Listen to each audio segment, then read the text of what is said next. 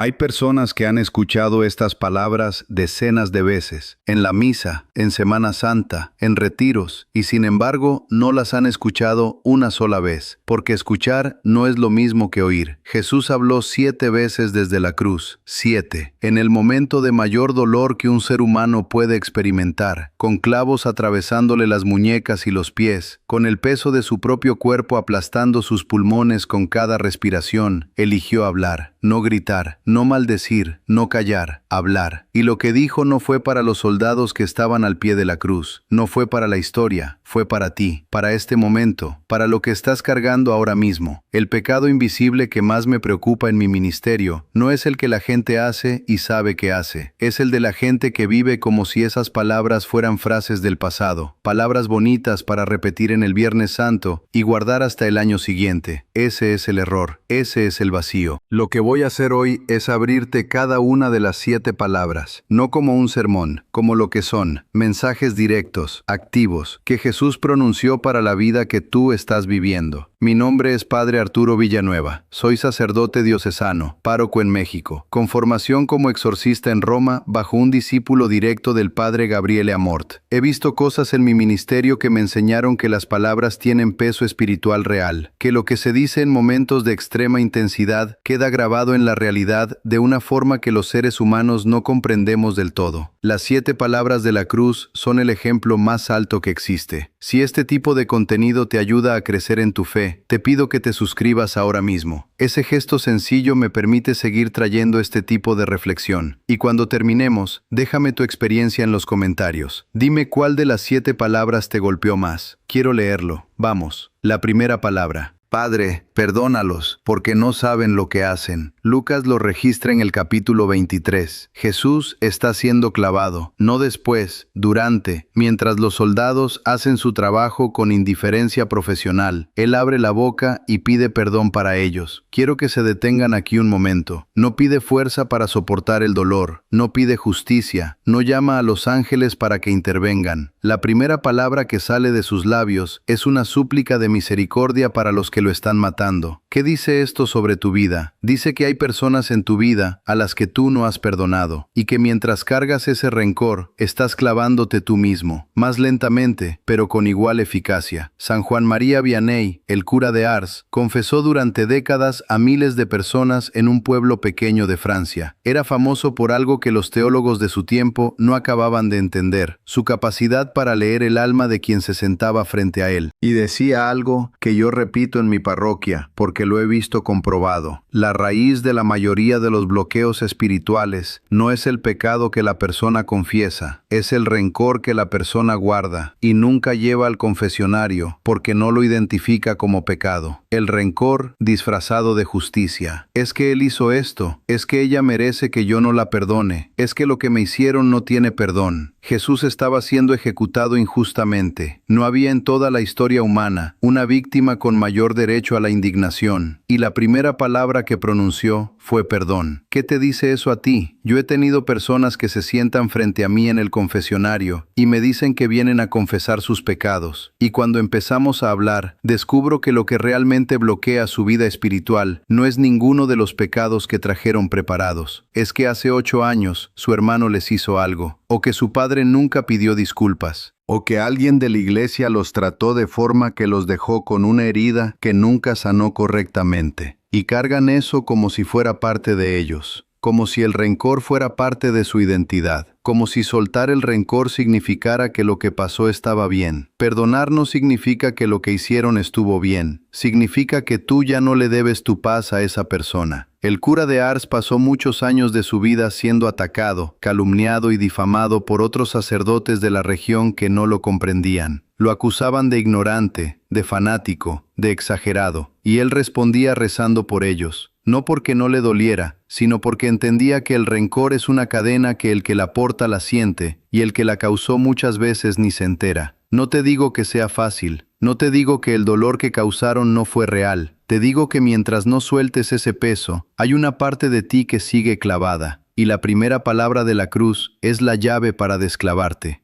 La segunda palabra, en verdad te digo, hoy estarás conmigo en el paraíso. Uno de los dos criminales que crucificaron junto a Jesús lo insultó, el otro lo defendió. Y luego ese segundo hombre, un criminal, alguien condenado con causa, le dijo: acuérdate de mí cuando llegues a tu reino. No le pidió misericordia elaborada, no recitó una oración, no prometió cambiar, solo le dijo: acuérdate de mí. Y Jesús respondió con la promesa más absoluta que podía hacer: hoy, no algún día, no quizás, hoy. Hay personas que me escriben, que me hablan después de la misa, que creen que para ellos ya es demasiado tarde, que lo que hicieron es tan grave, tan antiguo, tan repetido, que Dios ya no los mira, que el perdón existe para otros, no para ellos. A esas personas les digo: el hombre que recibió la promesa del paraíso estaba muriendo en una cruz con un historial delictivo. No tuvo tiempo de confesarse formalmente, de hacer penitencia, de enmendar lo que hizo. Solo tuvo tiempo de voltear la cabeza y decir: acuérdate de mí. Y eso fue suficiente. Noten lo que no hizo ese hombre. No le prometió a Jesús que si lo salvaba iba a cambiar de vida. No le explicó sus circunstancias. No argumentó que sus crímenes no habían sido tan graves. Solo lo reconoció como rey. Cuando llegues a tu reino. En ese momento, mientras Jesús estaba muriendo en una ejecución pública, ese criminal fue el único ser humano que habló de él como rey, sin ironía, sin condiciones. Y Jesús le respondió con el paraíso. El cura de Ars lloraba cuando escuchaba confesiones, no de horror, de asombro, porque repetía que la misericordia de Dios es tan grande que nosotros, los sacerdotes, somos los primeros sorprendidos. Decía que ningún pecado es más grande que la misericordia de Dios, ninguno. Y lo decía alguien que lo sabía porque pasaba hasta 16 horas al día escuchando los peores rincones del alma humana. Hay personas que no se acercan al confesionario porque sienten que lo que hicieron es demasiado, que el sacerdote que los escuche va a quedarse sin palabras, que Dios los mirará con decepción incluso si se arrepienten. El cura de Ars decía lo contrario. Decía que Dios corre hacia el pecador que se arrepiente, que la imagen del hijo pródigo en el Evangelio es completamente literal. El padre vio al hijo cuando todavía estaba lejos y corrió a su encuentro. No esperó que llegara, corrió. Esa imagen es la segunda palabra de la cruz hecha narrativa. La segunda palabra de la cruz dice esto sobre tu vida. No importa cuándo, no importa cuánto tiempo lleves alejado, no importa cuántas veces fallaste, lo que importa es si te volteas. La tercera palabra, mujer, ahí tienes a tu hijo, hijo, ahí tienes a tu madre. Juan estaba al pie de la cruz. María, la madre de Jesús, también. Y en medio de todo, Jesús organiza el cuidado de su madre. Le confía a Juan. Le confía a María la maternidad espiritual de los discípulos. No es un gesto sentimental, es algo más serio. Jesús está muriendo. Tiene todo el peso del mundo colgando sobre él, en sentido literal y espiritual. Y dedica una de sus 7 palabras a construir comunidad. A decir, estos dos se cuidan el uno al otro. Esta no es una muerte que rompe los vínculos, es una muerte que los reorganiza. ¿Qué dice esto sobre tu vida? Dice que hay personas a tu alrededor que están esperando que tú las veas, que tú te responsabilices de ellas. No espectacularmente, sin grandes gestos, solo un «ahí tienes a tu madre», dicho con los hechos. ¿Cuántas familias se fragmentan porque nadie hizo ese gesto? ¿Cuántos padres ancianos que nadie visita? ¿Cuántos hijos que nadie encomienda? ¿Cuántas personas que están solas porque los que estaban alrededor nunca dijeron «yo me encargo de este»? Hay algo que yo veo con frecuencia en mi ministerio, y lo digo sin juzgar a nadie porque lo entiendo. Las familias que llegan a mí en crisis no siempre llegaron ahí por grandes traiciones o grandes pecados. Muchas veces llegaron porque durante años nadie en esa familia dijo explícitamente a quién le importaba quién. Todo era implícito, todos asumían que los demás sabían. Y cuando llegó el momento de necesitarse de verdad, nadie sabía exactamente qué lugar ocupaba en la vida del otro. Jesús, en su momento de mayor agonía, fue completamente explícito. Mujer, ahí tienes a tu hijo. Hijo, ahí tienes a tu madre, sin ambigüedad, sin suposiciones, sin «ya sabe ella que la quiero». La tercera palabra de la cruz te pregunta 2 cosas. ¿A quién tienes a tu lado que estás dejando sin hogar espiritual? Y ¿cuánto tiempo llevas sin decírselo explícitamente a alguien que le importas? La cuarta palabra. Dios mío,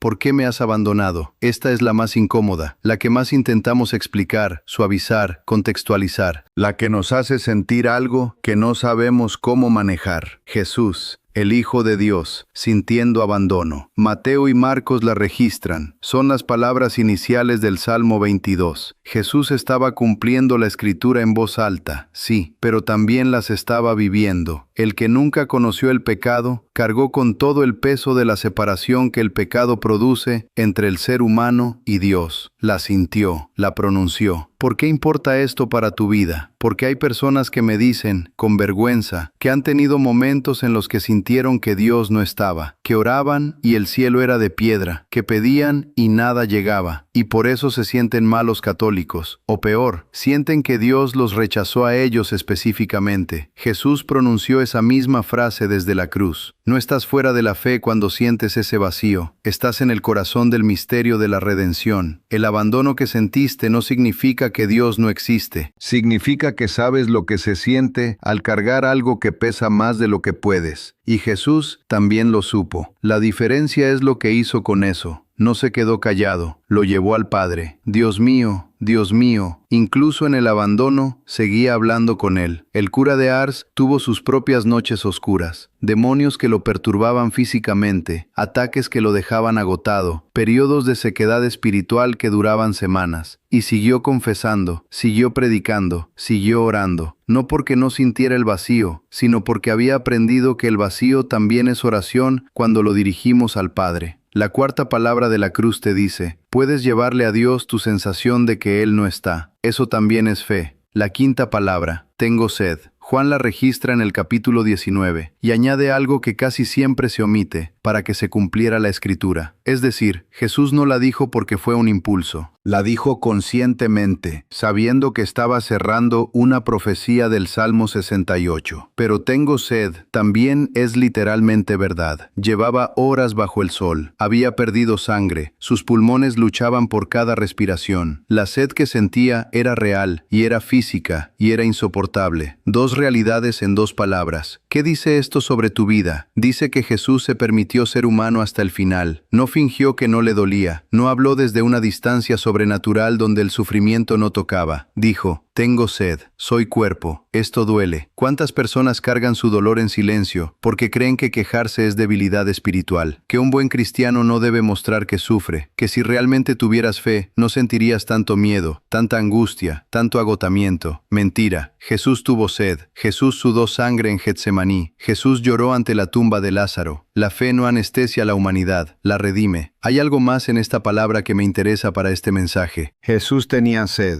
y lo que le dieron fue vinagre. Los soldados empaparon una esponja en vinagre y se la acercaron. ¿Cuántas veces tú vas a Dios con tu sed genuina y terminas llenándote con sustitutos, con cosas que parecen que van a saciar, pero que no llegan al fondo? Relaciones que no curan, entretenimiento que solo adormece, espiritualidad de marketplace que te da rituales vacíos, pero no te da a Cristo. La quinta palabra pregunta, ¿de qué tienes sed realmente? ¿Y lo que estás bebiendo te lo está dando? La sexta palabra, todo está cumplido. Juan capítulo 19. Una sola frase en el original griego, tetelestai, se ha cumplido, está completo, está terminado. No es una frase de derrota, es una declaración de victoria. Jesús no estaba diciendo, se acabó, ya no puedo más. Estaba cerrando el registro, sellando el contrato, declarando que lo que había venido a hacer estaba hecho. Cada profecía que señalaba hacia él, cumplida. Cada figura del Antiguo Testamento que lo anticipaba, completada. El cordero del sacrificio, la serpiente de bronce de Moisés, el siervo sufriente de Isaías, todo apuntaba a ese momento. Y en ese momento, Él lo cierra. ¿Qué dice esto sobre tu vida? Dice que la obra de la redención no depende de ti. No la iniciaste tú, no la sostienes tú y no la cerrarás tú. Está hecha. Tetelestai. El acceso a Dios ya fue abierto. No tienes que ganarlo. No tienes que merecerlo antes de acercarte. No tienes que llegar suficientemente bien para que la obra funcione. Hay un error que veo repetido en personas que llevan décadas en la iglesia. Viven como si tuvieran que completar lo que Cristo no terminó. Como si su santidad personal fuera la condición para que la gracia funcione. Como si Dios los estuviera esperando a que llegaran a cierto nivel para finalmente poder actuar en su vida. No, tetelestai, está cumplido. Tu parte es recibirlo, no añadirle. Y sin embargo, hay también una dimensión de esta palabra que toca la responsabilidad. porque todo está cumplido, también es la estructura de cada vocación. Cuando llegas al final de lo que Dios te dio para hacer en esta tierra, la pregunta no es ¿cuánto acumulé? Ni ¿cuánto disfruté? La pregunta es ¿cumplí? El cura de Ars pasó 41 años en Ars, un pueblito de 250 personas que nadie conocía. Podría haber estado en Lyon, en París, en Roma. Eligió quedarse donde lo pusieron, y al final de su vida dijo que lo único que deseaba era hacer bien lo que Dios le había dado. Nada más, nada menos. La sexta palabra pregunta, ¿sabes cuál es la obra que a ti te toca cumplir? ¿Estás en eso? La séptima palabra, Padre, en tus manos encomiendo mi espíritu. Lucas, capítulo 23. Con esto, Jesús muere. No es rendición, es confianza total. La diferencia es absoluta. Rendirse es soltar porque ya no puedes más. Confiar es soltar porque sabes en quién estás soltando. Jesús cita el Salmo 31. En tus manos encomiendo mi espíritu. Es una oración vespertina que los niños judíos aprendían a recitar antes de dormir. Cada noche, antes de perder la conciencia, se encomendaban a Dios. Era el reconocimiento de que el sueño es una pequeña muerte y que al despertar es Dios quien te devuelve. Jesús muere recitando la oración de los niños que se duermen. ¿Qué dice eso sobre tu vida? Dice que la muerte no es el problema. El problema es no haber confiado mientras vivías. Hay personas que esperan al final para encomendar su vida. Cuando ya no tenga opciones, entonces confío. Cuando la situación se ponga realmente fea, ahí me entrego. Y en ese modelo, la confianza en Dios es siempre el último recurso, nunca el primero. Jesús no llegó al momento de su muerte sin práctica. Pasó toda su vida encomendándose al Padre, en el desierto, en Getsemaní, en la cruz. La séptima palabra fue el resultado de un hábito, no una excepción. La séptima palabra de la cruz te pregunta, ¿le estás encomendando tu vida al Padre ahora, cuando todavía puedes elegir hacerlo? ¿O estás esperando que no queden opciones para finalmente soltarla?